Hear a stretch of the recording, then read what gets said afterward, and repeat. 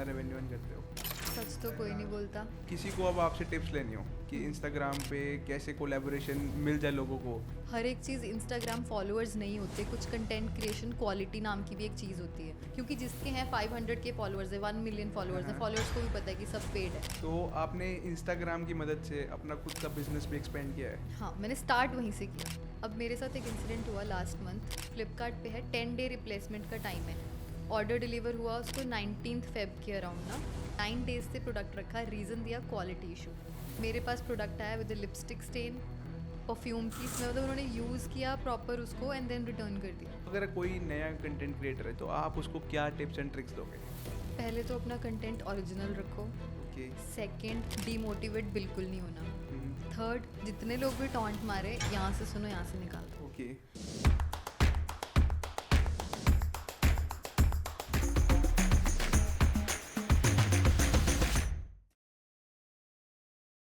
दोस्तों, आज इस वीडियो के अंदर हम ये देखेंगे कि कैसे इंस्टाग्राम के थ्रू पैसे कमाए जाते हैं, या फिर मैं दूसरी तरीके से बोलूं कि इंस्टाग्राम के थ्रू अपने बिजनेस को कैसे एक्सपेंड करें। यहाँ पर हमारे सामने एक लाइव एग्जांपल है। यहाँ पर मैं सबसे पहले स्वागत करूंगा लवनीत जी का। लवनीत जी, आपका बहुत बहुत स्वागत है हमारे शो पर। Thank you so much Pulkit. Hello everyone. तो लवनीत जी, सबसे पहले मेरे को ये बताइए कि आपकी इंस्टाग्राम की शुरुआत कैसे हुई? मतलब जब आपने पहले बार अपना पेज बनाया होगा और आज जहाँ पर आप है, तो पूरी की पूरी जर्नी एक बार डिस्कस कर दीजिए, और साथ साथ मेरे को ये भी बताना कि इंस्टाग्राम के थ्रू पैसे कैसे कमाए जाते हैं। Okay, so it's been almost 6 years Instagram शुरू किए हुए, मुझे इंस्टाग्राम पेज को स्टार्ट किए हुए। तो आई स्टार्टेड इन कॉलेज, जब मुझे कॉलेज की मॉडलिंग टीम ने रिजेक्ट कर दिया बिकॉज ऑफ माई हाइट।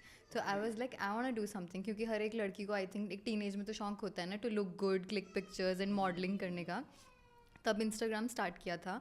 तब स्टार्टिंग में कुछ पता भी नहीं था कि ऐसे कोलैबोरेशंस जैसा या ब्रांड्स या ऐसा कुछ होगा उस पर। तो बस मैं कुछ नहीं कर रही थी, मैं अपनी बेस्ट फ़ोटोज़ इंस्टाग्राम पे डाल रही थी, और जो लॉन्ग वीडियोस थी तब IGTV वीडियोस, स्टाइलिंग टिप्स और ये सब। तो वो करते करते 500 फॉलोअर्स, 1000 फॉलोअर्स, 2000 फॉलोअर्स, देन 5, जैसे ही 5000 क्रॉस हुआ, I got my first collaboration. It was a brand name Pinakin official. मुझे अभी भी याद है, लैपटॉप बैग मुझे फर्स्ट कोलैबोरेशन थी मेरी जो आई थी। तो और आई वाज उन्होंने ही लाइक, रीच किया था? हाँ, उन्होंने खुद रीच किया था। आफ्टर दैट मुझे पता चला कि अच्छा ठीक है, अगर मैं खुद से एक पिच बना के ब्रांड्स को DM करूँ या मेल पे डालूँ, तो ये चीज़ काफ़ी आगे जा सकती है। ओके। मतलब मैंने जून जुलाई इन 2018 में स्टार्ट किया था इंस्टाग्राम, और टिल दिसंबर तक तो मुझे जो जैसे चंडीगढ़ के लोकल इवेंट्स थे, इवेंट मैनेजमेंट कंपनीज थी, या जो लोकल कॉन्सर्ट्स हुए थे, उनके पासेस, उनके इन्विटेशंस भी आने स्टार्ट हो गए थे विद इन 3-4 मंथ्स तक। तो ठीक है, तो जब आपने पहली फोटो डाली तो क्या रिस्पॉन्स आया? साथ वाले बच्चे सब मजाक उड़ा रहे थे, ये क्या कर रही है, क्यों कर रही है, कैसे कर रही है। पर वो वह तो नेचर था ही नहीं ना कि किसी का सुनना भी है कुछ हाँ, कभी, हाँ, हाँ। वैसा तो कुछ था तो ही मतलब नहीं। आपने अपनी कॉन्टिन्यूटी में जारी रखा लॉन्ग टर्म के अंदर अंदर? हाँ, स्टार्टिंग में तो सब यही बोलते थे क्या कर रही है, ऐसे करने से हाँ, मॉडल हाँ। थोड़ी बन जाते हैं, और ये थोड़ी हो जाता है, ऐसे थोड़ी होता है। तो आपकी जो पहली रील जो वायरल गई उसके बारे में कुछ बताइए। रील्स तो आई ही बाद में है ना इंस्टाग्राम पे। ओके। उस टाइम पे आया टिकटॉक। ओके। पहले तो मुझे बिल्कुल पसंद नहीं था, बट जब मुझे रियलाइज़ हुआ ना कि एक चीज़ होती है ना कि व्हेन यू वांट समथिंग, कि हाइप में आना है, तो आप वो भी करते हो कि जो चीज़ आपको पसंद नहीं होती। I started making TikToks. Okay. TikTok पे हुआ ये कि with in 10 days I got 10,000 followers. मतलब इतनी अच्छी रीच आ गई एक तरह इतनी से कि अच्छी रीच आ गई, और उससे इंस्टाग्राम के फॉलोअर्स भी इंक्रीज हुए। But okay. फिर जब टिकटॉक बंद हो गया, देन इंस्टाग्राम पे रील स्टार्ट हुई। तो दुख तो बहुत हुआ होगा। बहुत ज़्यादा हुआ था।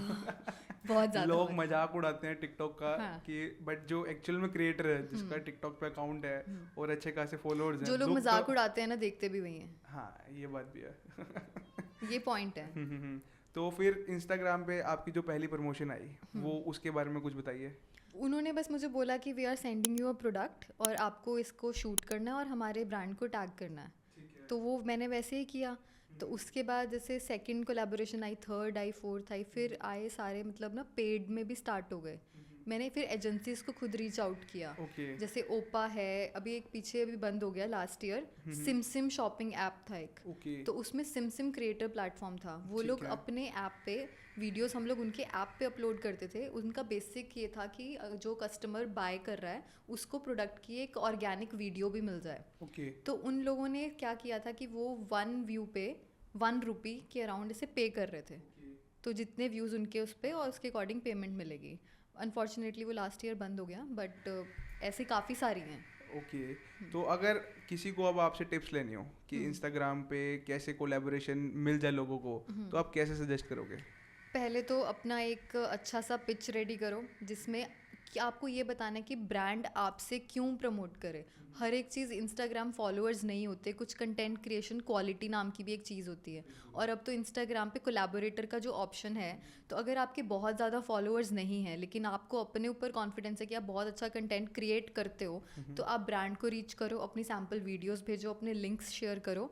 और उसके बाद अगर ब्रांड को आपकी प्रोफाइल लगी अच्छी, क्योंकि कोई भी ब्रांड ना फॉलोअर्स नहीं देखते, क्योंकि सबके तो इतने नहीं है ना बिल्कुल फॉलोअर्स। बिल्कुल। और अगर उनको अच्छा लगा तो वो आपके कंटेंट को एज अ कोलैबोरेटर जो आपने इनविटेशन सेंड किया उसको एक्सेप्ट करेंगे, और वो चीज़ उनके खुद के पेज पे आएगी। उनको भी तो ऑर्गेनिक कंटेंट चाहिए ना। ऐसे ही मेरे साथ अभी हुआ, लास्ट वीक माई ग्लैम ने मेरी रील अपनी प्रोफाइल पे रीशेयर की। MyGlamm is a huge app. तो खुशी तो बहुत हुई होगी ठीक कि था। बंदा Cloud9 पे नहीं, Cloud9 वाला तब था जब मेरी कोलैबोरेशन डैनियल विलिंगटन के साथ हुई थी ओके। इन 2019। तो कितना पे आउट दिया उन्होंने? उन्होंने पे आउट नहीं दिया, उन्होंने मुझे 10,000 की वॉच भेजी थी। Okay and being coming from middle class family, तो 10,000 की वॉच इज एक लाइक, अच्छा नंबर है कि मतलब 10,000 सुनने में ऐसा लगता हाँ, है कि मतलब मैंने अभी तक अपने लिए कभी इतनी एक्सपेंसिव वॉच टिल डेट नहीं खरीदी। ओके। तो अब सबसे मेन यही है कि किसी को कोलैब करना हो तो सबसे पहले अपनी एक पिच रेडी करो। पिच रेडी करो। तो उसका भी क्या प्रोसेस रहता है पिच रेडी करने का? मतलब क्या क्या लिखना है उसके अंदर? अपनी इंट्रोडक्शन, ओके अपनी जो आपने अभी तक वीडियोस बनाई हैं या कुछ फोटोज़ हैं उनके लिंक्स, और आप में ऐसी क्या क्वालिटी है जो किसी और में नहीं है कि ब्रांड आपसे ही रीच करे। और सबसे ज़्यादा जिसमें बड़ी चीज़ है पंचुअलिटी। अब बहुत सारे कंटेंट क्रिएटर्स ऐसे भी हैं कि जो प्रोडक्ट ले लेते हैं 10-10 दिन तक उनकी वीडियोस नहीं आती। और अभी टारगेट क्या होता है, डेडलाइन क्या होती है, 2 to 3 डेज में you have to submit the video. Okay ये है। ठीक है। अब मान लो मैंने अपना पिच डेस्क रेडी कर लिया, अब मैं कैसे कोलैबोरेटर के पास जाऊँ? मतलब मेरे को तो कुछ पता ही नहीं कि जाना कहाँ है। ब्रांड्स क्यों नहीं पता, सबको पता होता है ये तो। ओके नहीं मेरे को नहीं पता। लेट्स सपोज मेरा इंस्टाग्राम अकाउंट है, अब Okay. मैंने अपना पिच डेस्क भी रेडी कर लिया, तो अब मैं कहाँ जाऊँ? मेरे को थोड़ा सजेस्ट करो। अब आप ये बताओ आपका फेवरेट ब्रांड कौन सा है? मेरा फेवरेट ब्रांड्स ब्रांड तो सब पहनते नाइकी। हैं, नाइकी ना। हाँ। तो अगर बेसिकली आप फैशन कंटेंट क्रिएटर हो, तो नाइकी को अगर आप डीएम करोगे, उनको मेल भेजो, नाइकी तक तो पहुंचना इनिशियली थोड़ा सा टफ है, बट काफ़ी सारे ब्रांड्स हैं जिनको आप ऐसे ही अप्रोच कर सकते हो। ओके मैं आपसे यही पूछ रहा था कि मैं नाइकी को मेल भेजूँ, क्या वो देखेंगे? चांसेस थोड़े कम है, लेकिन क्योंकि स्टार्टिंग में फॉलोअर्स नहीं होंगे ना इतने। तो मतलब एक डिसेंट फॉलोअर्स मैं किसको बोलूँ कि मैं एक हो जाऊँ कि किसी को भी भेज सकता हूँ मेल? जब मैंने डैनियल विलिंगटन के साथ कोलैब किया था, मेरे सिर्फ 10,000 फॉलोअर्स थे। तो इसमें फॉलोअर्स का तो कोई इतना रोल खास है नहीं, डिपेंड करता है कि ब्रांड की तरफ से कैंपेन क्या चल रहा है। क्योंकि अभी सारे ब्रांड्स की बेसिकली थिंकिंग ये है कि जो छोटे क्रिएटर्स हैं उनको लोग ज़्यादा फॉलो करके उनके रिव्यूज़ हैं उनको ज़्यादा मानते हैं। क्योंकि जिसके हैं 500 के फॉलोअर्स है, 1 मिलियन फॉलोअर्स हैं, फॉलोअर्स को भी पता है कि सब पेड है। हाँ हाँ हाँ तो बिल्कुल। बहुत सारे कोलैब्स मुझे भी ऐसे आते हैं जिसमें मुझे लिखना पड़ता है नॉन स्पॉन्सर्ड, बट एक्चुअली चीज़ स्पॉन्सर्ड होती है, but you have to promote it in that way, okay. ताकि वो थोड़ा ऑर्गेनिक लगे। तो मतलब आज के टाइम में बंदा वो छोड़ दे कि मेरे 1000 सब्सक्राइबर है, 2000 सब्सक्राइबर है, 10,000 सब्सक्राइबर है, कंटेंट के ऊपर ध्यान दो, सब्सक्राइबर मैटर नहीं करते। कंटेंट क्रिएटर्स को तो ब्रांड्स भी हायर करते हैं, ओके ताकि वो कंटेंट आप बनाओ, लेकिन आपको अपने पेज पे भी नहीं डालना, वो उनके पेज पे जाएगा। ओके। तो मतलब अपनी जर्नी बस कंटेंट क्रिएशन में स्टार्ट कर दो कि जब भी हाँ। आपने अब एक तरह से फोकस हो जाओ कि आपको किस फील्ड में जाना है। जैसे आप फैशन के अंदर हो तो आप फैशन के ऊपर डेडिकेटेड हो, आपका रोज कुछ ना कुछ कंटेंट आ रहा है। हाँ, क्योंकि दो टर्म्स हैं, एक है डिजिटल कंटेंट क्रिएटर, एक है इन्फ्लुएंसर। इन्फ्लुएंसर बनना है तो फिर तो बहुत सारे फॉलोअर्स चाहिए ना, लेकिन कंटेंट क्रिएशन तो एक आर्ट है, वो तो एक स्किल है। इन्फ्लुएंसर बनना ना बनना तो कहीं ना कहीं मुझे ये भी लगता है कि लक पे भी डिपेंड करता है।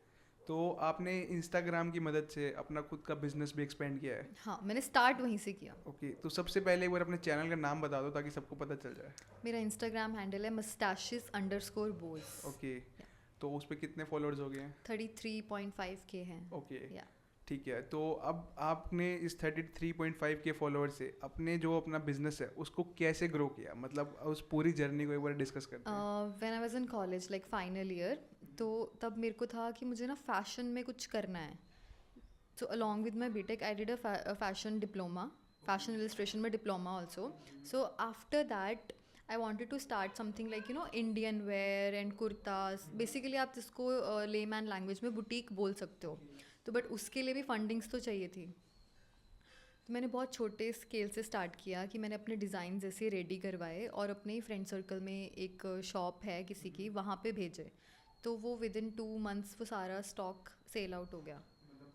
काफ़ी अच्छा रिस्पॉन्स आया। काफ़ी अच्छा रिस्पॉन्स आया। फिर मैंने अपने होम टाउन में अपना बुटीक स्टार्ट किया। हाँ। बट उसमें ना बहुत ज़्यादा एक ये था कि सब मुझे आके बोल रहे थे ये चीज़ फ्लिपकार्ट पे इतनी सस्ती मिल रही है, ये मीशो पे इतनी सस्ती मिल रही है, ये चीज़ वो, तो मैंने फिर उसको मुझे शट डाउन करना पड़ा। क्योंकि वहाँ पे एक तो ये हो गया था कि इतना मेरे को आउटपुट नहीं मिल रहा था कि जितनी मेहनत जा रही थी और जितने एक्सपेंसेस हो चुके थे। तो फिर उसके बाद मैंने स्टार्ट किया अमेज़ॉन पे, देन फ्लिपकार्ट, देन मीशो। तो अभी मेरा जितना भी गारमेंट्स का जो भी काम है वो सब ऑनलाइन है, ऑफलाइन कुछ भी नहीं है। ठीक है, बट मेन क्वेश्चन ये आता है कि इंस्टाग्राम ने कैसे रीच आउट किया? इंस्टाग्राम ने कैसे रीच आउट किया कि सबसे पहले मैंने अपना पेज बनाया before going on Amazon, Flipkart and Meesho, क्योंकि वहाँ के लिए तो GST number and all that ये सब चाहिए। मैंने मीशो पे अपना पेज बनाया, सॉरी इंस्टाग्राम पे मैंने अपना पेज बनाया लेबल आन्या के नाम से। I started putting my clothes over there जो भी सेल के लिए थे, और फिर उनको अपने इंस्टाग्राम से प्रमोट किया। मेन अकाउंट से प्रमोट किया। तो एक तो जो मेरी ऑडियंस थी उनका मेरे साथ ट्रस्ट था कि ठीक है ये इसका पेज है तो ऑब्वियसली फेक नहीं होगा। तो पहले इंस्टाग्राम से ऑर्डर्स आने लगे। तो उसके बाद कुछ लोगों की ये थिंकिंग है कि ये फेक तो नहीं होगा, कोई ऐसे पैसे लेके चला तो नहीं जाएगा, सामान मिलेगा कि नहीं मिलेगा। Then I went on Meesho and Flipkart. उसमें भी मैंने अपने इंस्टाग्राम पेजेस पे जो लिंक हैं अमेज़ॉन, फ्लिपकार्ट, मीशो के, वो मेरे हैं उस पर अपलोडेड, ताकि अगर किसी को इंस्टाग्राम पे आने के बाद अगर डाउट है कि हम डायरेक्ट ऑर्डर नहीं करेंगे तो वो उन प्लेटफॉर्म के थ्रू ऑर्डर कर सकते हैं। क्योंकि कई बार ऐसा होता है ना, बंदा रील देख रहा होता है, लेट्स सपोज कुछ पसंद आ गया तो उसे लगता है कि यार यहाँ से मंगवाऊँ कि ना मंगवाऊँ, कि मतलब ट्रस्ट वर्दी है कि नहीं है। आप देखोगे बहुत सारे पेजेस हैं इंस्टाग्राम पे जिनके बिजनेस हैं, लेकिन उन्होंने ना कभी अपना फ्लिपकार्ट, अमेजोन का लिंक डाला नहीं, उनकी खुद की वेबसाइट्स हैं। तो अभी मैंने उस लेवल पे मैं नहीं गई हूँ कि मैं अपनी खुद की वेबसाइट बिल्ड करूँ या कुछ भी, क्योंकि वही ट्रस्ट इशू रहता है। तो एक ट्रस्ट देने के लिए अपने कस्टमर्स को मैंने वही लिंक्स डाले हैं। तो आपका जो टीम साइज है, आप खुद ही हो या मतलब पूरी टीम भी, मतलब one man army? Model, photographer, editor, designer, फिर स्टाइलिस्ट, सब मैं ही हूँ। काफ़ी हेक्टिक रहता होगा। एक ऑर्डर्स पैक करने में हस्बैंड हेल्प कर देते हैं। तो अभी आपने ऑर्डर्स की बात करी, तो मतलब मैंने सुना है कि अमेज़ोन हो चाहे फ्लिपकार्ट हो चाहे मीशो, मान लो आपके इंस्टाग्राम से कुछ किसी बंदे को कुछ ऑर्डर पसंद भी आ गया, उसने मीशो पे जाके ऑर्डर बाय भी कर लिया, बट क्या होता है ना, रिटर्न रेट बहुत हाई होते हैं, बहुत ज़्यादा। तो उसके बारे में आपका क्या कहना है? मतलब कैसे आप उस चीज़ को टैकल करते हैं? अगर रिटर्न जेन्युइन आ रही है, जैसे कस्टमर को साइज़ का इशू है या उसको क्वालिटी नहीं अच्छा लगा, समझ में आता है। अब मेरे साथ एक इंसिडेंट हुआ लास्ट मंथ। फ्लिपकार्ट पे है 10 डे रिप्लेसमेंट का टाइम है, एक्सचेंज रिटर्न का टाइम है। ऑर्डर डिलीवर हुआ उसको 19 फेब के अराउंड ना, तो 29 फेब तक वो रिटर्न डाल सकते थे। उन्होंने क्या किया, 29 की मॉर्निंग रिटर्न डाली, 9 डेज से प्रोडक्ट रखा, रीज़न दिया क्वालिटी इशू। मेरे पास प्रोडक्ट आया विद लिपस्टिक स्टेन, परफ्यूम की स्मेल, मतलब उन्होंने यूज़ किया प्रॉपर उसको एंड देन रिटर्न कर दिया। मतलब बहुत चलता है ना कि जैसे किसी के घर में शादी है तो अब कौन जाके कुर्ता ले, लोग क्या करते हैं कि ऑनलाइन मंगवाया, एक दिन डाला, अगले दिन वापस कर दिया और वो भी हो गया। बट उनकी थिंकिंग क्या होती है, उनको ऐसे लगता है कि ये फ्लिपकार्ट की तरफ से है। नो, बट उन्हें ये नहीं पता होता कि पीछे कोई ना कोई सेलर है जो अपनी दुकान ऑनलाइन चला रहा है। हाँ, क्योंकि इसमें फ्लिपकार्ट, अमेज़ॉन और मीशो का कुछ नहीं जाता। मेरा प्रोडक्ट भी गया, लिपस्टिक स्टेन है और ख़राब हो गया, तो ऑब्वियसली मैं उसको रीअपलोड नहीं कर सकती। रिटर्न शिपिंग फ़ी मेरे अकाउंट से गई, जो उनकी पेमेंट आ गई थी वो मेरे अकाउंट में माइनस हुई। Okay, that's a huge loss. तो अभी आपके कितने बिजनेसेस है? एक तो गारमेंट्स वाला है, दूसरा अभी मैंने स्टार्ट किया है लास्ट मंथ, उसमें है हैंडमेड गिफ्ट्स हैं, crochet flowers, scented candles, handmade earrings, ये सब काफ़ी यूनिक चीज़ें हैं ये। हाँ, ये यूनिक है, ये काफ़ी यूनिक है। तो इनकी जर्नी कैसे रही? ये तो ना माइंड में पिछले 3-4 साल से था कि कुछ स्मॉल बिजनेस ऐसा कुछ करना है जिसमें थोड़ी क्रिएटिविटी हो, क्योंकि गारमेंट्स इज़ लाइक ह्यूज, सब कर रहे हैं, हर तीसरी उस पर आप जाओगे तो आपको कोई ना कोई मिल जाएगा ऐसे। बट जब मैंने ये देखा ना कि क्रोशे फ्लावर्स और ये सब, इसमें सबसे बड़ी हेल्प मुझे हुई है कि जहाँ जो मेरा होम टाउन है बराड़ा, वहाँ पे मेरे ही रिलेटिव्स में कुछ लेडीज़ हैं जो क्रोशिया, समझते हो क्या होता है? I hope you know that. मतलब एक बार आप एक्सप्लेन कर दो कि मैं ठीक हूँ कि नहीं कि क्रोशिया होता है, जैसे स्वेटर बुनते हैं। हाँ, सिलाई बोलते हैं, हाँ, हाँ। क्रोशिया होता है, वो डिफरेंट होता है, उसी जैसा होता है बट थोड़ा डिफरेंट होता है, वो थोड़ा उससे टाइम कम लगता है और डिज़ाइंस बेटर आते हैं। ओके। तो ये चीज़ बहुत ट्रेंड में चल रही है, क्रोशे फ्लावर्स और ये सब। ओके। तो उसके बाद ना मेरी मामी ही हैं जिन्होंने मुझसे आके पूछा कि उन्हें ना कोई ऐसे बिजनेस रन करना है। उन्होंने कोई मेरे को वीडियो दिखा रहे थे कि ये देखो ये ज्वेलरी बना रहे हैं, उसमें वो क्या कर रहे थे कि बेसिक लेके, जैसे स्टड है, ईयरिंग का कोई स्टड है, उसके ऊपर बीड्स पेस्ट करके आगे सेल कर रहे थे। तो मैंने उन्हें बोला इसमें तो मार्जिन ही कुछ नहीं और ये तो क्या ही है। मैंने उनसे पूछा, मैंने कहा आपको क्रोशिया चलाना आता है? कहते हैं हाँ आता है। कहते मैं देख मैंने स्वेटर ये बनाया, मैंने ये बनाया। उन्होंने इसमें मुझे बोला, मैंने कहा फ्लावर्स बनाओगे? तो कहते क्या मतलब कैसे? तो मैंने उन्हें यूट्यूब पे पहले दिखाया, ट्यूटोरियल दिखाया, ठीक है। उन्होंने बनाए। तो मतलब कहते ये सेल होंगे, मुझे सबने बोला कि ये चीज़ बिकती है। तो मैंने बोला will give it a try, आप ज़्यादा मत करो, आप एक काम करो, आप 10 रोजेस बना दो। रोजेस क्योंकि उनको सबसे सिंपल लग रहे थे। उन्होंने बनाए, मैंने क्या मीशो पे अपलोड किया, अमेजोन, फ्लिपकार्ट, इंस्टाग्राम, सब ऐसे करके अपलोड किया। 3rd-4th डे के अराउंड ऑर्डर्स लगने स्टार्ट हो गए। या तो मैक्सिमम एक दिन में कितने ऑर्डर के? 10। ओके, मतलब अच्छा नंबर है स्टार्टिंग में। स्टार्टिंग में काफ़ी अच्छा नंबर है और उनको एक्सपेक्टेशन बिल्कुल नहीं थी कि ऐसा कुछ हो सकता है। ओके। तो she was like very happy जब ऑर्डर्स लगने स्टार्ट हुए, उनके अकाउंट्स में मेरे थ्रू पेमेंट्स जाने लगी, तो शी इज़ वेरी हैप्पी। ठीक है, तो अब हम कुछ नंबर की बात करें कि जैसे आप मतलब महीने का कितना रेवेन्यू अर्न करते हो? सच तो कोई नहीं बोलता। हाँ, सच तो कोई नहीं बोलता बट स्टिल एक ग्लिम्स तो हर कोई देता है। जितना एक आईटी कंपनी में एक एवरेज बंदे की सैलरी होती है ना, उतना है। ओके। मतलब अच्छी चीज़ है कि इंस्टाग्राम से स्टार्ट करके खुद एक सेल्फ डिपेंडेंट बनना और इतना पैकेज अर्न करना। तो ठीक है, तो अब जैसे अब आपने इंस्टाग्राम के मेरे वर्किंग आवर्स कुछ नहीं है ना उसमें, being a mom I just work for 2 hours a day। Okay. हाँ, बट ये है कि अपने आप में एक स्किल है कि सारी चीज़ें सीखना। हाँ। कि जैसे आपने वीडियो शूट करी, तो वीडियो शूट करना भी एक अपने आप में आर्ट है, उसको एडिट करना भी अपने आप में एक आर्ट है, अपलोड करना, एसईओ करना, वो सारी की सारी चीज़ें अपने आप में एक आर्ट है। तो सारी की सारी चीज़ें आपने सीखी भी होंगी। हाँ, यूट्यूब से बहुत हिट एंड ट्रायल था बेसिकली। तो जब मैंने स्टार्टिंग में फर्स्ट टाइम, मुझे याद है कि मैं अमेजोन पे प्रोडक्ट अपलोड कर रही थी, वो मुझे समझ ही नहीं आ रहा था।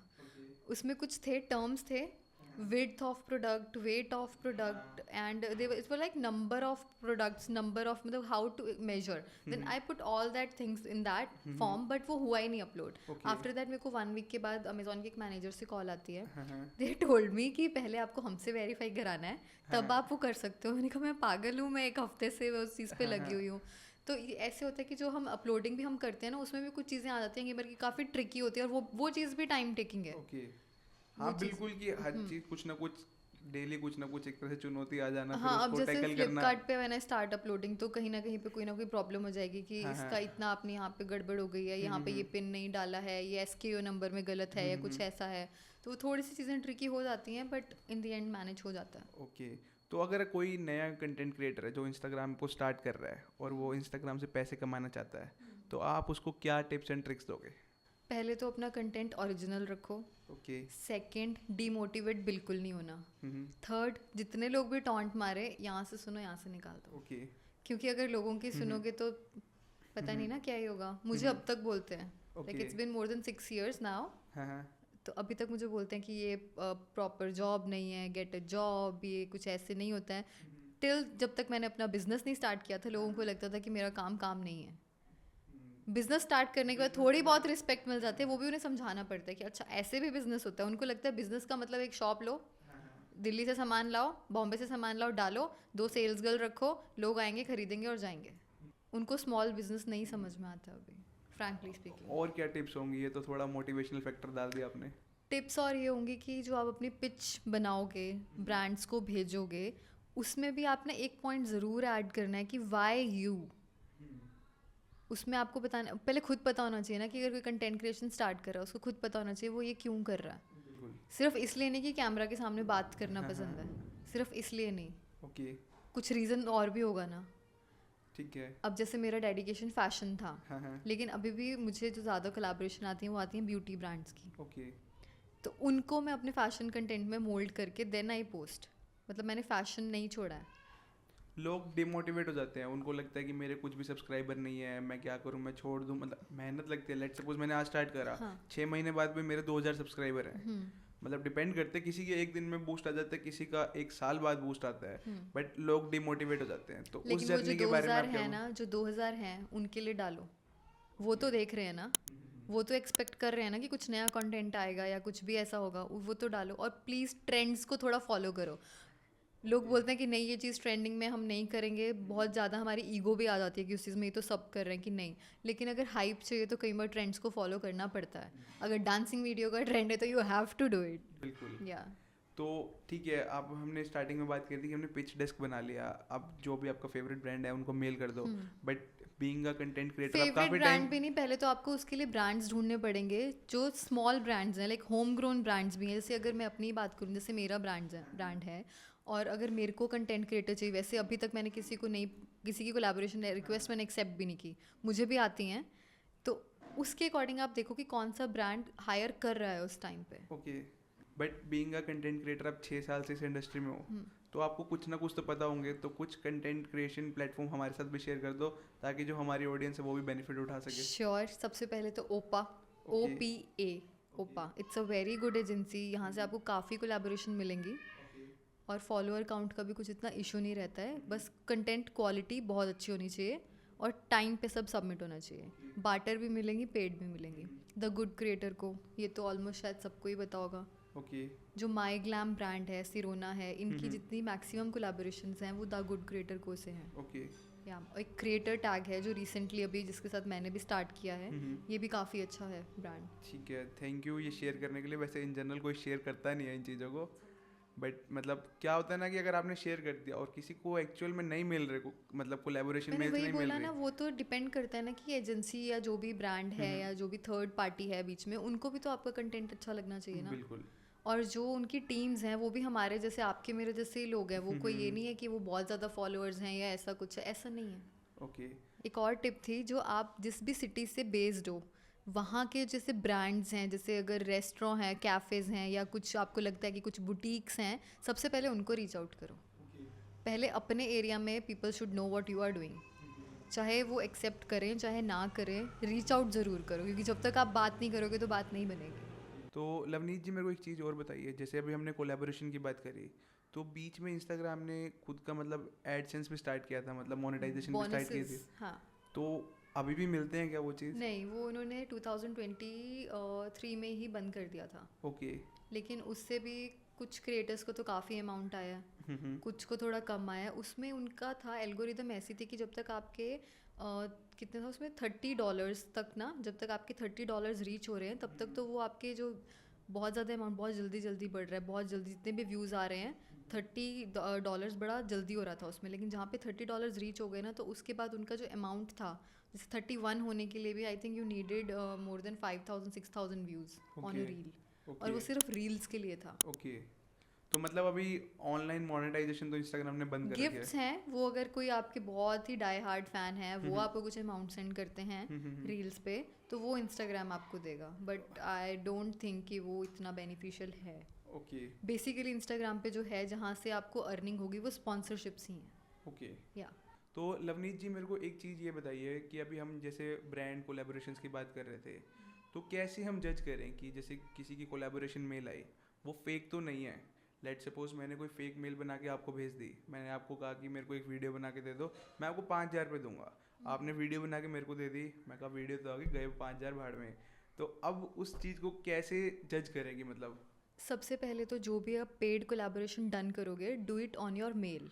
और कोई भी ब्रांड अगर ऐसे इतने 5,000 6,000, अगर वो 2,000 की भी आपके साथ कोलैबोरेशन कर रहा है ना, वो इनवॉइस जनरेट करके आपको देंगे।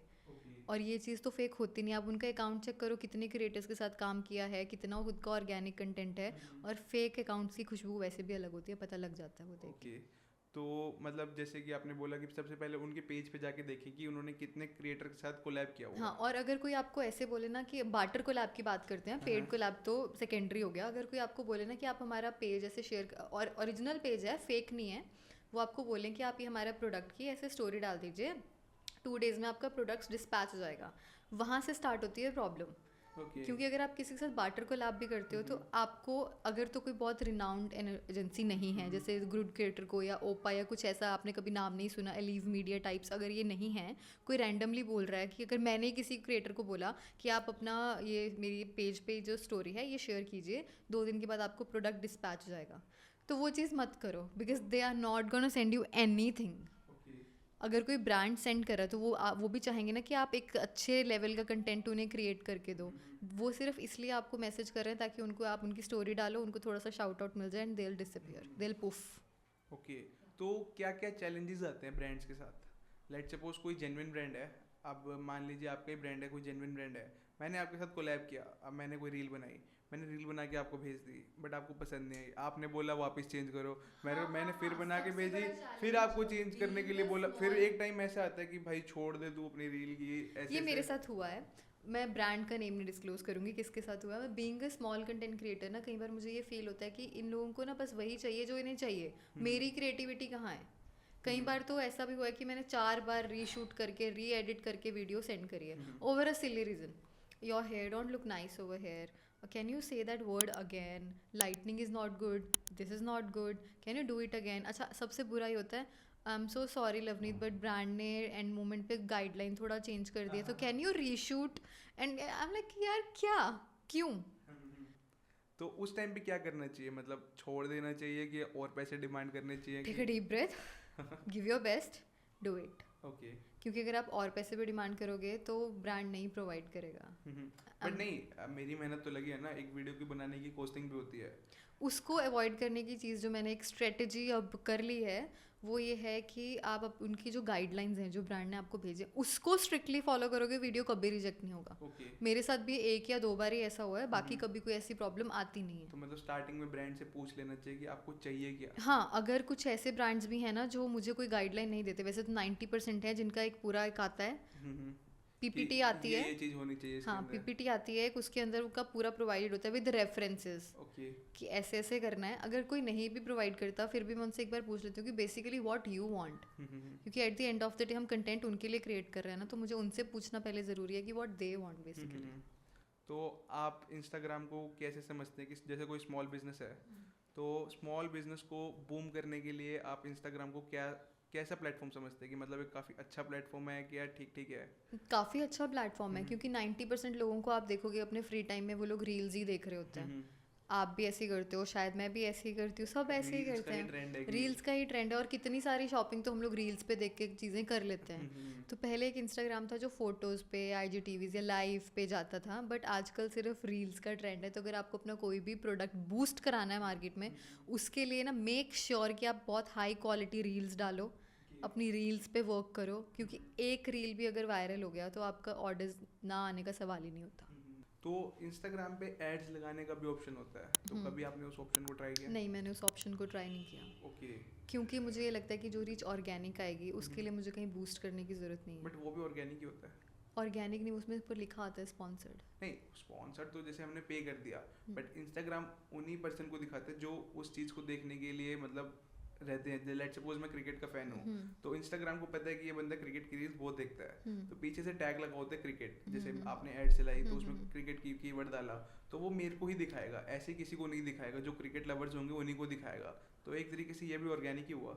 मुझे शायद ज़रूरत भी नहीं पड़ी, बीइंग ऑनेस्ट। ओके, या कि एड्स लगाने के फीचर को भी कभी ट्राई करना। I will do it, you are saying so I will do it, I will try it for sure. ठीक है, तो thank you so much Lovneet ji, आपने मतलब सारी की सारी चीज़ें बताई कि एक स्मॉल बिजनेस को इंस्टाग्राम से कैसे स्केल किया जा सकता है। तो थैंक यू सो मच। बाकी मैं अपनी ऑडियंस को कहना चाहूँगा, यहाँ पर आपके लिए एक गिव अवे है।